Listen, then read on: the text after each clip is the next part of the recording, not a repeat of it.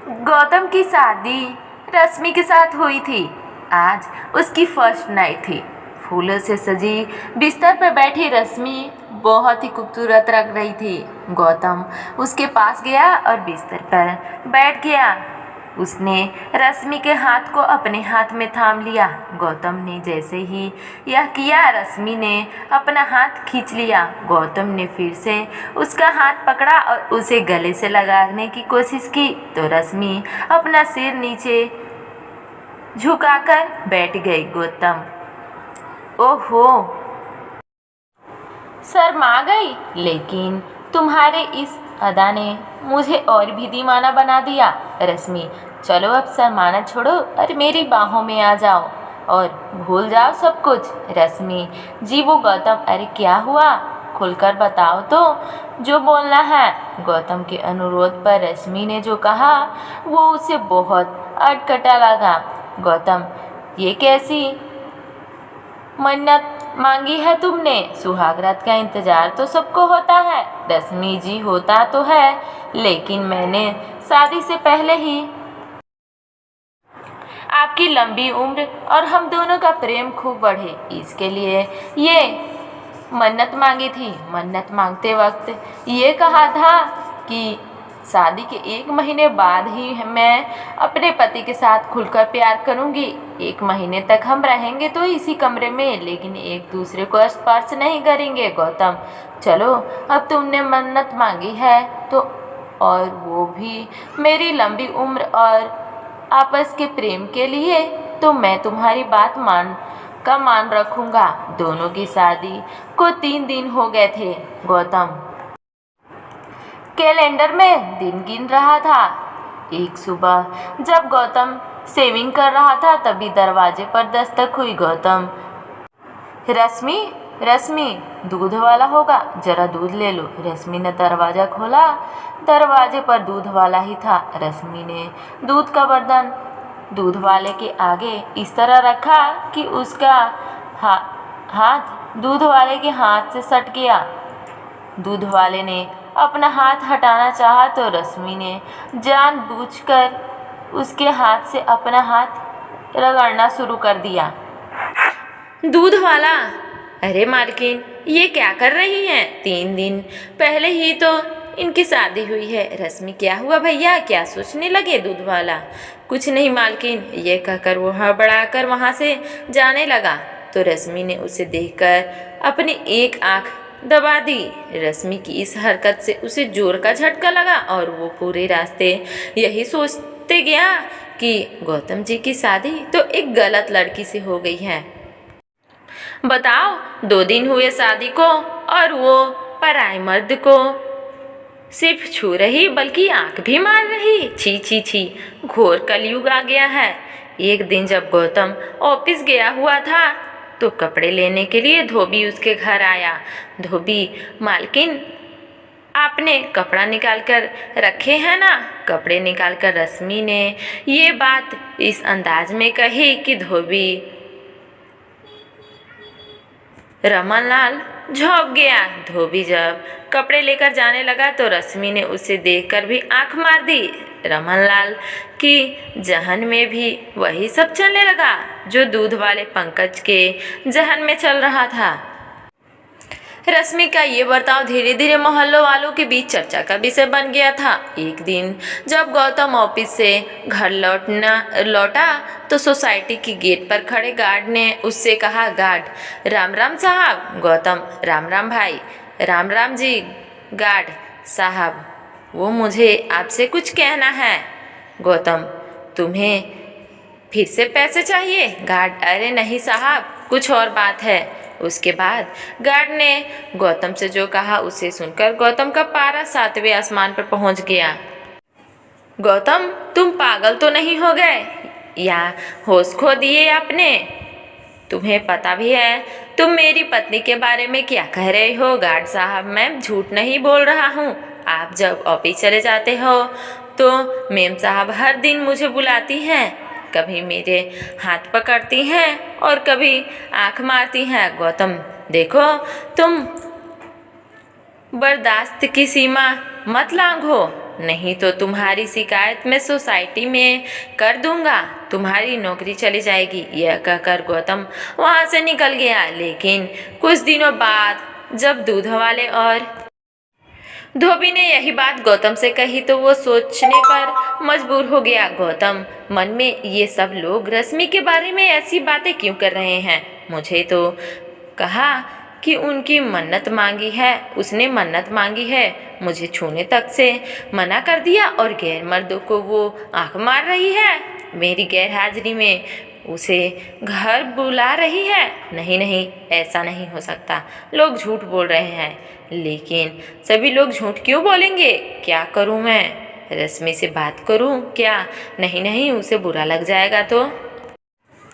गौतम रश्मि से प्यार करता था, इसलिए उन लोगों की बातों पर कोई ध्यान नहीं दिया। लेकिन एक बात जो उससे महसूस की वो ये थी कि रश्मि किसी से घंटों फ़ोन पर बातें करती रहती है। एक बार जब उसने उससे पूछा कि वो किससे बातें करती रहती थी तो उसने कहा, यहाँ पर फ़ोन पर बात करने में भी कोई पाबंदी है क्या? गौतम, पाबंदी नहीं तो कोई। रश्मि, मैं अपनी दोस्त से बात कर रही हूँ।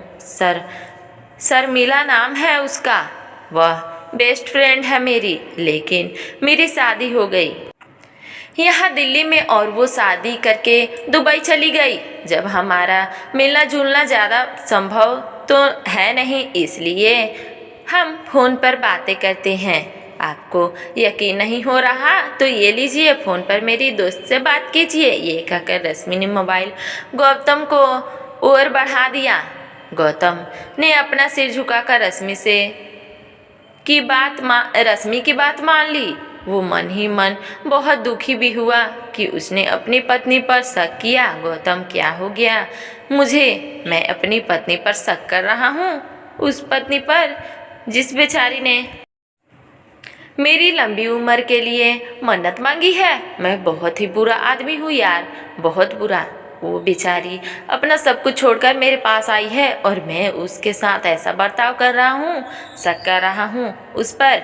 उसने अपनी पत्नी से माफ़ी मांगी। एक रात की बात है, गौतम गहरी नींद में था, तभी रश्मि बिस्तर से उठी और दूसरे कमरे में जाकर फ़ोन पर बातें करने लगी। रश्मि, निरंजन, मैं अपनी हरकतों से पूरी कोशिश कर रही हूँ कि मेरा पति गौतम मुझे छोड़ दे, लेकिन वो तो जोक की तरह चिपक गया है मुझसे। देखो निरंजन, मैं तुम्हारे बिना जी नहीं सकती, कोई उपाय करो और मुझे इस नर्क से निकालो।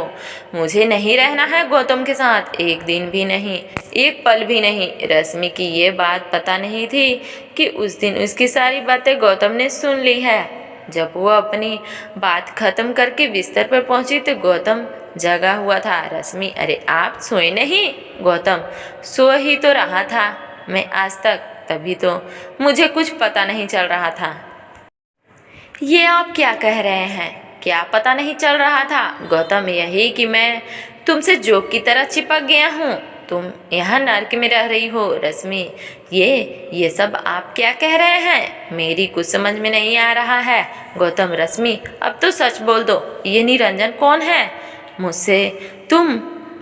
उससे तुम आधी रात में बातें क्यों कर रही थी? सच सच बोलो दो। रश्मि, मैं तुम्हें कुछ नहीं कहूँगा। गौतम की बात सुनकर रश्मि रोने लगी और रोते रोते उसने गौतम से कहा, रश्मि, निरंजन और मैं साथ ही पढ़ते थे, हम दोनों एक दूसरे से बहुत प्यार करते थे और शादी भी करना चाहते थे। लेकिन गौतम, लेकिन क्या? रश्मि, मैंने ये बात अपनी पेरेंट्स को बताई तो वो उखड़ गए और बिरादरी के बाहर शादी करने से साफ साफ मना कर दिया। रश्मि और निरंजन के प्रेम के बारे में जानकर रश्मि को अपनी माँ बाप ने घर में ही नज़रबंद कर दिया और अपनी बिरादरी में लड़का देखने लगे। फिर ज़बरदस्ती उसकी शादी गौतम से करा दी गई। रश्मि, शादी के बाद सुहागरात को मैंने तुमसे झूठ बोला था कि मैं कोई मन्नत मांगी मांगी हूँ। मैं चाहती थी कि तुम मुझसे दूर रहो।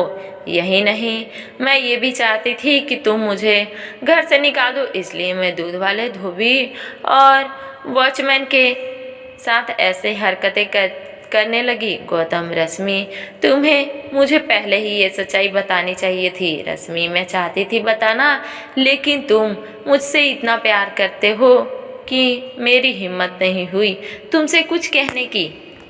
गौतम, रश्मि, फिक्र मत करो, मैं निरंजन से तुम्हारी शादी करा दूंगा। रश्मि तो यही चाहती थी, लेकिन अगले दिन रश्मि के साथ ऐसा हादसा हुआ जिससे सब कुछ बदल गया। उस दिन रश्मि निरंजन को फ़ोन करके यह खुशखबरी दे रही थी, तभी उसके घर का झूमर खुलकर उसके ऊपर गिर गया। रश्मि लहूलुहान हो गई। जब गौतम ने रश्मि को यह हालत देखी तो तुरंत अस्पताल ले पहुंचा। डॉक्टर, आपकी पत्नी का खून बहुत बह गया है, इसे आईसीयू में एडमिट करना होगा। खून बहुत बह गया था, इसलिए डॉक्टर को उसे ब्लड चढ़ाना पड़ा। ब्लड गौतम ने ही दिया था। पूरी 1 महीना तक रश्मि अस्पताल में रही। इसी बीच गौतम ने एक बच्ची की तरह उसका ध्यान रखा, उसे टाइम पर दवा देना, खाना खिलाना पिलाना। जब तक वह सो नहीं जाती उससे सिरहाने बैठा रहता। 1 महीने बाद जब वह पूरी तरह ठीक होकर घर आई तो गौतम बोला, गौतम, रश्मि तुम अब पूरी तरह से ठीक हो गई हो, लेकिन तुम थोड़े दिन और आराम कर लो। उसके बाद तुम्हें जब भी निरंजन के पास जाना होगा प्लीज़ मुझे बोल देना, मैं तुम्हें छोड़ दूंगा। गौतम की बात सुनकर रश्मि की आंखें भर आई। रश्मि, गौतम, तुम मुझे छोड़ दोगे किसी गैर मर्द के पास? गौतम, गैर? निरंजन से तो तुम प्यार करती हो। रश्मि, प्यार करती थी, वो मेरा पास्ट है और तुम मेरा फ्यूचर। 7 फेरे लिए हैं मैंने तुम्हारे साथ। मैं मानती हूँ कि मुझसे गलती हुई, लेकिन मैं दावे के साथ कह सकती हूँ कि तुमसे ज़्यादा मुझे कोई प्यार नहीं कर सकता। Gautam, I love you Gautam, I love you, I really love you. मेरी गलती के लिए मुझे माफ़ कर दो और मेरे गले लग जाओ। गौतम रश्मि से बहुत प्यार करता था। जो प्यार करते हैं वो दूसरों की गलतियों को दिल से नहीं लगाते बल्कि माफ़ कर देते हैं। गौतम ने रश्मि को माफ़ कर दिया और दोनों ने नए सिरे से अपना जीवन की शुरुआत कर दिया। धन्यवाद।